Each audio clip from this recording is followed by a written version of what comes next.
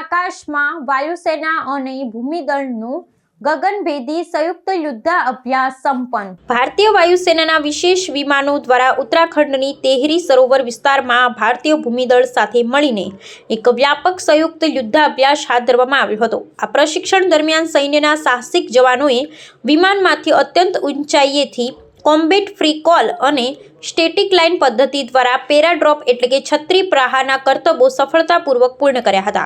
આ અભ્યાસનો મુખ્ય ઉદ્દેશ્ય જળપ્લાવિત અને પહાડી વિસ્તારોમાં દુશ્મનો વિરુદ્ધ આકસ્મિક હુમલો કરવાની સજ્જતા ચકાસવાનો હતો।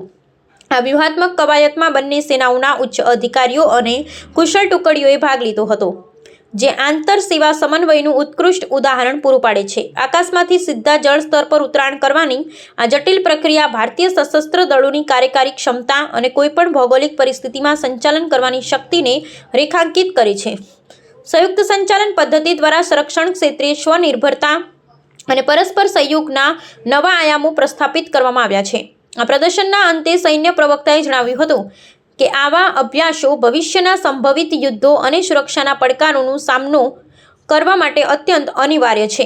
સ્થાનિક સ્તરે અને રાષ્ટ્રીય સુરક્ષાના પરિપ્રેક્ષ્યમાં આ કવાયતને અત્યંત મહત્વપૂર્ણ માનવામાં આવી રહી છે, કારણ કે તે સેનાની ગતિશીલતા અને સચોટતામાં વૃદ્ધિ કરે છે। આગામી સમયમાં દેશની અભેદ્ય સુરક્ષા કાજે વધુ તીવ્ર અને તકનીકી રીતે સજ્જ સંયુક્ત અભિયાન ચાલુ રાખવાનો નિર્ધાર વ્યક્ત કરવામાં આવ્યો છે।